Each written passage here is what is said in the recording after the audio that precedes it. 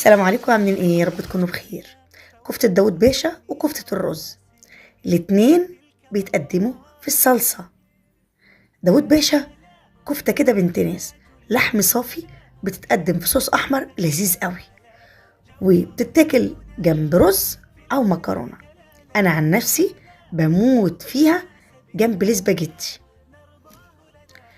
اما كفتة الرز، كفتة كده بنت بلد، بتسد معاكي من ربع كيلو لحمة، بتحطي عليها رز وخضرة وتعملي منها غدا يكفي الأسرة كلها ويفيض. وبرضه بتتعمل في صلصة، وبتتاكل جنب ايه؟